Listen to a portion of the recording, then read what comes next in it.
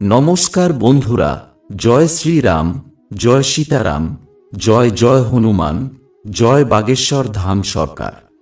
প্রিয় বন্ধুরা, আপনার সন্তান কি পড়াশোনায় দুর্বল? আপনি কি তার পড়াশোনার জন্য অনেক চেষ্টা করেন, কিন্তু আপনার সন্তানের পড়াশোনার প্রতি মোটেই আগ্রহ নেই? আপনি কি তার ভবিষ্যৎ নিয়ে খুব চিন্তিত? সে বড় হয়ে কি করবে? আপনার সন্তান কি পড়াশোনায় মন লাগাতে পারছে না? আপনি অনেক চেষ্টা করেছেন কিন্তু কোনো লাভ হচ্ছে না। আমরা জানি অনেক অভিভাবক আছেন যারা তাদের সন্তানের পড়ালেখা নিয়ে খুব চিন্তিত। আপনারা জানতে চান এমন কোন উপায় করলে আপনার সন্তান পড়ালেখায় মেধাবী হয়ে উঠবে। আজকের ভিডিওর মাধ্যমে আপনাদের জানাবো এর জন্য আপনাকে কোন উপায় করতে হবে এবং কিভাবে করতে হবে। তাই সম্পূর্ণ ভিডিওটি মনোযোগ সহকারে দেখুন। যদি আপনি আজকের ভিডিওটি মনোযোগ সহকারে দেখেন এবং উপায়টি ভালোভাবে করেন, তবে 100% নিশ্চিত যে আপনার সন্তান, যার পড়াশোনায় আগ্রহ নেই, যে পড়াশোনা করতে চায় না, সে মন দিয়ে পড়াশোনা করতে শুরু করবে এবং সব সময় ভালো নম্বরে পাশ করবে। ভিডিওতে এগিয়ে যাওয়ার আগে দয়া করে ভিডিওতে লাইক করে কমেন্টে জয় বাগেশ্বর ধাম সরকার অবশ্যই লিখুন, যাতে শ্রী বাগেশ্বর বালাজির আশীর্বাদ সবসময় আপনার সাথে থাকে।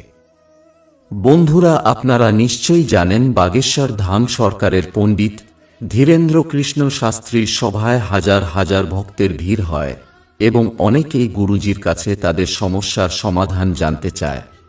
কিছুদিন আগে একটি সভায় হাজার হাজার ভক্ত এসেছিলেন এবং অনেক ভক্তরা গুরুজির কাছে জানতে চেয়েছিলেন, আমাদের সন্তানের লেখাপড়ার প্রতি কোনো আগ্রহ নেই। আমরা যখনই তাকে পড়াশোনা করতে বলি তখন সে অন্য কাজে ব্যস্ত থাকে, সে কিছুতেই পড়াশোনা করে না। দয়া করে আপনি কিছু উপায় বলুন, যাতে করে আমাদের সন্তানরা লেখাপড়া শুরু করে এবং পড়াশোনার প্রতি আকৃষ্ট হয়। তখন গুরুজি তাদের 2-3টি উপায় দেন এবং বলেন, এই উপায়গুলি করুন, আপনার সন্তান যে পড়ালেখায় খুব দুর্বল, সে মন দিয়ে পড়াশোনা করবে এবং সব সময় ভালো নম্বর নিয়ে পাশ করবে। লোকেরা গিয়ে বাড়িতে সেই উপায় করেন এবং উপায় করার 1-1.5 মাস পর গুরুজির সভায় এসে গুরুজিকে ধন্যবাদ জানিয়ে বলেন, আমরা আপনার বলা উপায় করেছি এবং আমাদের সন্তান, যে পড়াশোনায় খুব দুর্বল ছিল, পড়াশোনা করতে চাইতো না, সে মন দিয়ে পড়াশোনা শুরু করেছে। তার জন্য আপনাকে কোটি কোটি প্রণাম। তাই আপনিও যদি জানতে চান এমন কোন উপায় করলে সন্তান পড়াশোনায় আগ্রহী হয়, তাহলে ভিডিওটি শেষ পর্যন্ত দেখুন। তবে তার আগে আপনি যদি প্রথমবার আমাদের চ্যানেলে আসেন এবং প্রথমবার আমার কণ্ঠস্বর শুনে থাকেন, তাহলে আমাদের চ্যানেলটি সাবস্ক্রাইব করুন, যাতে বাগেশ্বর ধাম সরকারের গুরুজির কাছ থেকে প্রতিদিন নতুন নতুন প্রতিকার পেতে পারেন।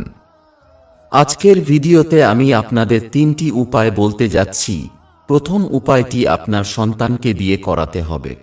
দ্বিতীয় উপায়টিও আপনার সন্তানকে দিয়ে করাতে হবে এবং তৃতীয় উপায়টি পিতা মাতাকে করতে হবে। প্রথম উপায় হলো 1 গ্লাস জল এবং মধুর প্রতিকার। এটি একটি বিশেষ প্রতিকার হিসাবে বিবেচিত হয়। এই প্রতিকারটি আপনাকে শিব মন্দিরে গিয়ে করতে হবে। মনোযোগ দিয়ে শুনুন আপনাকে কি করতে হবে। যে কোনো সোমবার সকালে স্নান সেরে পরিষ্কার বস্ত্র পরিধান করতে হবে এবং আপনার সন্তানকেও একইভাবে প্রস্তুত করাতে হবে। এরপর আপনাকে 1 গ্লাস জল নিতে হবে। মনে রাখবেন, স্টিলের গ্লাস হলে হবে না, আপনাকে তামা বা পিতলের গ্লাস নিতে হবে এবং ঘর থেকে শুদ্ধ জল ভরে নিয়ে যেতে হবে, মন্দিরের জল নিলে হবে না। তারপর সেই জলে আপনাকে 2 থেকে 3 ফোঁটা মধু মিশিয়ে নিতে হবে। এরপর সন্তানকে নিয়ে শিব মন্দিরে যান। শিব মন্দিরে পৌঁছে আপনাকে দক্ষিণ দিকে দাঁড়াতে হবে এবং উত্তর দিকে মুখ রাখতে হবে। আপনি যদি বুঝতে না পারেন কোনটা দক্ষিণ আর কোনটা উত্তর, তাহলে যেদিকে জল ধরি আছে সেই দিকে মুখ করে দাঁড়ান। এরপর সন্তানকে বলুন, তুমরুকা মাতা, তুমরুকা মাতা, তুমরুকা মাতা, এভাবে বলতে বলতে সেই জল শিবলিঙ্গে অর্পণ করতে। আর কিচ্ছু করতে হবে না, শুধু তুমরুকা মাতার নাম নিয়ে মহাদেবের শিবলিঙ্গে মধু মিশ্রিত জল নিবেদন করতে হবে। গুরুজি বলেন শিব শঙ্কর ভোলেনাথ এতটাই সরল যে এটুকুতেই তিনি প্রসন্ন হবেন। আপনার সন্তান যদি আর কোনো প্রতিকার নাও করে শুধুমাত্র তুমরুকা মাতার এই প্রতিকার করে, তাহলে আপনার সন্তান যে পড়াশোনায় দুর্বল সে পড়াশোনা করতে শুরু করবে এবং ভালো নম্বরে পাশ করবে। এই ছিল প্রথম উপায়। এবার জেনে নেওয়া যাক দ্বিতীয় উপায়। দ্বিতীয় উপায়টিও খুবই সহজ। এর জন্য আপনাকে নিতে হবে একটি গোটা পান। আপনি যে পান নেবেন সেটি যেন তাজা হয় এবং কোথাও কাটা ফাটা বা কোনো দাগ যেন না থাকে। সেই পানে আপনাকে কয়েক ফোঁটা মধু লাগিয়ে নিতে হবে। এরপর আপনাকে যেতে হবে শিব মন্দিরে। শিব মন্দিরে গিয়ে এই পান আপনাকে নিবেদন করতে হবে মাতা সুখ সুন্দরীর জায়গায়।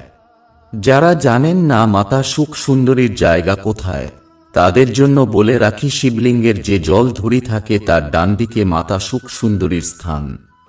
মাতা সুখ সুন্দরীর স্থানে ভগবান শিবের মন্ত্র ওম নমঃ শিবায় জপ করতে করতে সেখানে পান নিবেদন করতে বলুন। আপনিও আপনার ইচ্ছার কথা ভগবান শিবকে বলুন এবং সন্তানকে নিয়ে ঘরে ফিরে যান। গুরুজি বলেন এই প্রতিকার করলে আপনার সন্তান যে পড়াশোনায় দুর্বল তার বুদ্ধির বিকাশ ঘটবে এবং সে পড়াশোনায় আগ্রহী হবে। বন্ধুরা, আমরা সবাই জানি বাচ্চারা পূজা পাঠ প্রতিকার এই সব করতে চাইবে না, তাই প্রথম এবং দ্বিতীয় প্রতিকার করা আপনার জন্য একটু কঠিন হতে পারে। আপনি অবশ্যই তাকে বুঝিয়ে শুনিয়ে এই প্রতিকারগুলি করার চেষ্টা করুন। এবার জেনে নেওয়া যাক তৃতীয় প্রতিকার। এই প্রতিকারের সবচেয়ে ভালো দিক হল এটি আপনি আপনার বাড়িতে করতে পারেন এবং আপনি নিজেই করতে পারেন। এর জন্য আপনাকে নিতে হবে লাল ফুল। আপনার বাড়িতে যদি মাতা সরস্বতীর ছবি থাকে তাহলে খুবই ভালো, আর যদি না থাকে তাহলে বাজার থেকে কিনে এনে আপনার ঠাকুর ঘরে স্থান দিন। এরপর সন্ধ্যার সময় বাড়িতে সন্ধ্যা প্রদীপ জ্বালানোর পর মাতা সরস্বতীকে লাল ফুল অর্পণ করুন এবং মায়ের কাছে প্রার্থনা করুন তিনি যেন আপনার সন্তানকে আশীর্বাদ করেন, যাতে সন্তান পড়াশোনায় আগ্রহী হয়। এরপর আপনার সন্তান ঘুমিয়ে পড়লে মাতা সরস্বতীকে অর্পণ করা লাল ফুল নিয়ে আপনার সন্তানের মাথায় ঠেকান। এতে কি হবে, সেই ফুলের মাধ্যমে দেবী সরস্বতী আপনার সন্তানের মাথায় প্রবেশ করবেন। এতে আপনার সন্তানের বুদ্ধি প্রখর হবে, আপনার সন্তানের পড়াশোনার প্রতি আগ্রহ বাড়বে এবং সেসব পরীক্ষায় উত্তীর্ণ হবে। তো বন্ধুরা, এই ছিল গুরুজির বলা 3টি প্রতিকার। আশা করি গুরুজির বলা প্রতিকারগুলি আপনাদের ভালো লেগেছে। ভিডিও ভালো লাগলে লাইক, শেয়ার ও সাবস্ক্রাইব করতে ভুলবেন না।